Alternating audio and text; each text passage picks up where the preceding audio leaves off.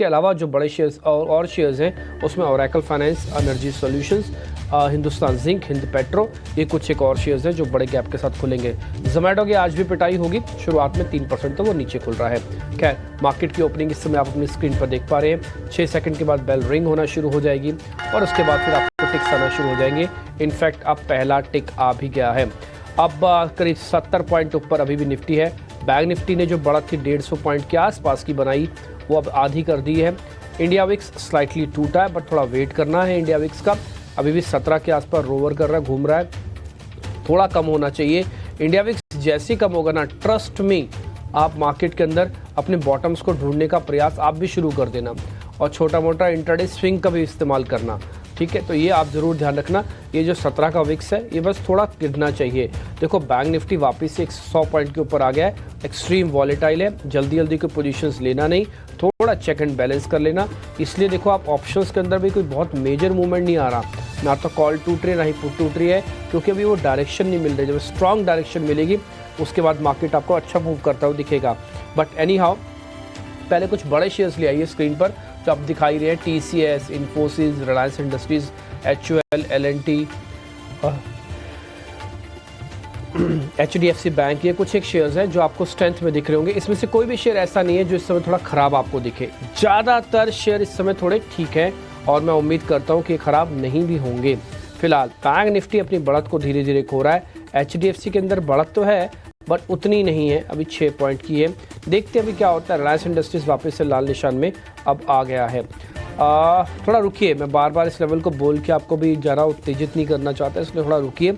Index को अपनी जगह बनाने दीजिए आज, उसके बाद फिर देखते हैं। अगर आज वीक होगा तो फिर वीक होता जाएगा, ध्यान रखिएगा। हाँ, अभी भी एडवांस डिक्लाइन की रेशो उतनी ठीक नहीं है। 800 वर्सेस 1100 शेयर्स हैं।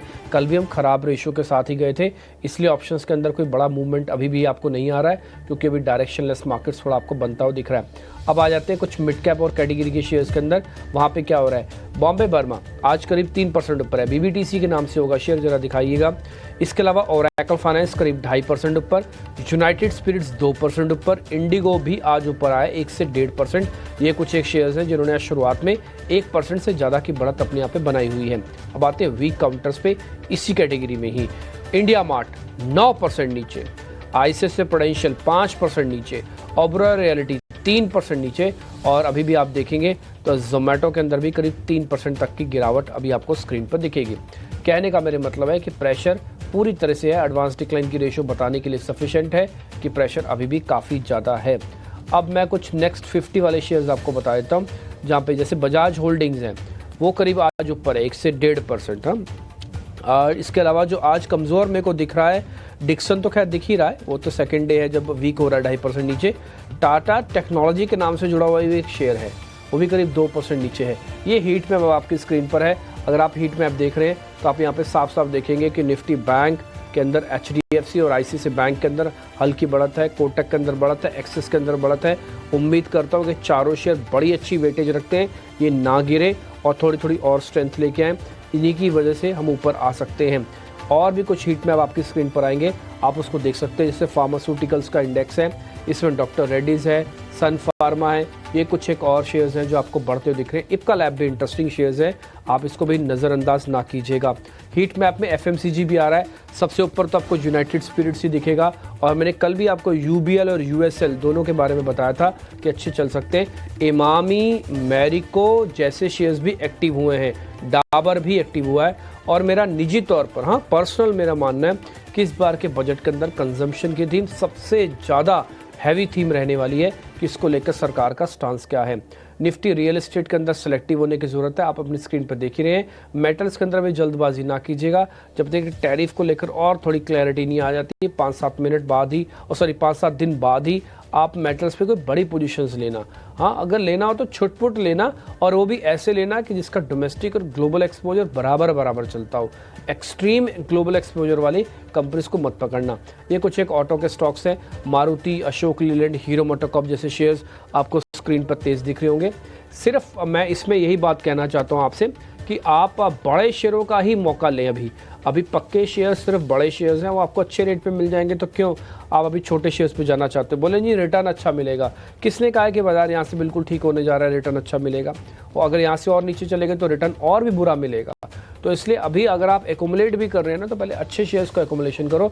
आज विवेक कारवा ने आपको एक शेयर बताया, मैंने भी उनके सुनने के बाद ही वो शेयर देखा, उसका नाम था जियो फाइनेंस। मेरे को भी लगा कि हाँ 260-250 की रेंज में एक राउंड की बाइंग ज़रूर कर लेनी चाहिए शेयर के अंदर, क्योंकि 400 टिका के अब ये 250 में मिलता हुआ शेयर दिख रहा है आपको। ये कुछ स्मॉल कैप और मिड कैप के शेयर्स आपकी स्क्रीन पर हैं। मैं वापस से इंडाइसिस पे आता हूँ। 104 पॉइंट ऊपर है बैंक निफ्टी और अभी भी 82 पॉइंट ऊपर है निफ्टी। जो इंडिया विक्स है ना, टूटने का नाम नहीं ले रहा। ऑल दो HDFC 10 रुपये ऊपर आ चुका है, रिलायंस भी वापस हर निशान में आ चुका है।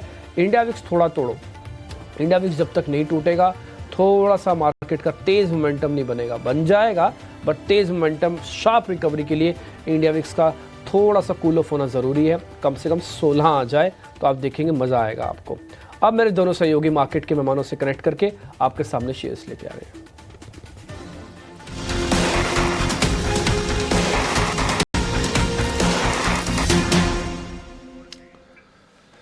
तो बाजार ने आज शुरुआत तो ठीक की है, स्पेशली निफ्टी की बात करें करीब करीब 100 अंक ऊपर है और 23,100 के आंकड़े को पार करके कारोबार कर रहा है। निफ्टी बैंक से उतना सपोर्ट नहीं है, थोड़ा सपोर्ट अगर होता तो आज थोड़ा माहौल अच्छा दिखता। लेकिन एक चीज साफ है, बाजार में अभी भी जो कॉशियस अप्रोच है वो बरकरार है। वो कैसे समझ में आता है? आप वो देखिए कि टिल्ट किधर है। आज फार्मा, आईटी, कंजम्पशन, यही शेयर आपको निफ्टी में लीड लेते हुए दिखेंगे। सन फार्मा 1.5% के गेंस के साथ सबसे ऊपर है, उसके नीचे नीचे इन्फोसिस और विप्रो, TCS हैं। ये तीनों आईटी दिग्गज हैं। तो इनके चलते ही आपको बाजार में तेजी दिखेगी। ऐसा है नहीं कि पूरा ब्रॉडर मार्केट अच्छा है, ये बिल्कुल नहीं है। आप एडवांस डिक्लाइन रेशियो देखिए, 1550 शेयर कमजोर हैं और 600 शेयर मजबूती के साथ कारोबार कर रहे हैं।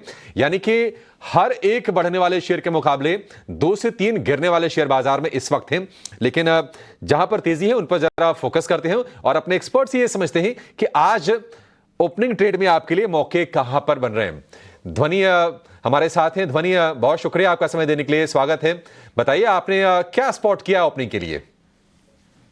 Good morning Abhishek ji. यहाँ पे मेरी तरफ से 2 पिक्स रहेगी। एक पिक तो हम यहाँ पर बजट जो यहाँ पे इवेंट है उसको मद्देनजर रखते हुए एक पिक यहाँ पे सबसे पहले बनता है, वो है नवीन फ्लोरिन के अंदर। नवीन फ्लोरिन का चार्ट स्ट्रक्चर यहाँ पे पॉजिटिव साइड का है। बजट को लगते हुए यहाँ पे केमिकल स्पेस में डेफिनेटली एक पॉजिटिव नोट बनना हुआ रह सकता है। यहाँ पे इसको आप बाय ऑन डिप्स की रणनीति के साथ ट्रेड करें। कोई भी डिप आपको मिलता है 3660 के लेवल्स तक, वहां तक आप इसको इसके अंदर बाय एंड डिप्स कर सकते हैं। टारगेट इसका जो है वो 4000 का रहेगा। स्टॉप लॉस जो है वो आपको 3540 का लगा के रखना है। और दूसरा काउंटर जो मुझे आज के सत्र में पसंद आ रहा है वो है अदानी पोर्ट्स का काउंटर। ओवरऑल काउंटर के अंदर जो है एक गिरावट है वो कंटिन्यू होती हुई देखने को मिल रही है। इनफैक्ट यहाँ पर कल के सेशन के बाद आज के सेशन में भी एक फॉलो अप सेलिंग जो है वो यहाँ पे प्रेशर कंटिन्यू हो रहा है। करंट लेवल से आप अदानी पोर्ट्स को शॉर्ट कीजिए। नीचे की तरफ इसका जो टारगेट है वो यहाँ पे बनता है 1050 का। स्टॉप लॉस के तौर पे आपको जो लेवल खास करके ऊपर की तरफ ध्यान में रखना है वो रहेगा 1120, 100, 120।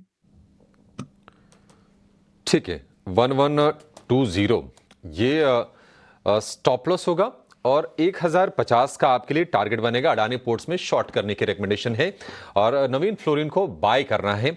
इसके लिए टारगेट है 4000 रुपए का, 3540 रुपए का स्टॉप लॉस लगा के आपको चलना है। आदित्य अग्रवाल भी हमारे साथ जुड़ गए हैं। आदित्य, बहुत शुक्रिया आपका, गुड मॉर्निंग। बताइए आपने क्या स्पॉट किया अपने ट्रेड के लिए? गुड मॉर्निंग अभिषेक, शो पे बुलाने के लिए बहुत शुक्रिया। मुझे लग रहा है कहीं ना कहीं कंजम्पशन में थोड़ा बहुत बाइंग इमर्ज होकर आ रहा है, तो मैं उसके साथ ही जाना चाहूंगा। कोलगेट पामोलिव मुझे अच्छा लग रहा है। मुझे लग रहा है कि ये बजट के लिहाज से भी एक अच्छा विकल्प हो सकता है। FMCG काउंटर्स में एक अच्छी खरीदारी आ सकती है अगर more hands in the hands of people, अगर more cash in the hands of the people आता है तो मे बी ये एक ऐसा स्पेस रहेगा जो काफी अच्छा लग रहा है मुझे। तो करंट लेवल्स पे खरीदारी की सलाह है। कोलगेट पामोलिव में इमीडिएट टारगेट यहाँ पे निकल के आता है 2900 का। अगर होल्ड करेंगे बजट तक तो मुझे लग रहा है एक बार ये 3070 के लेवल्स भी दिखा सकता है। नीचे में 2700 का बहुत अच्छा सपोर्ट है।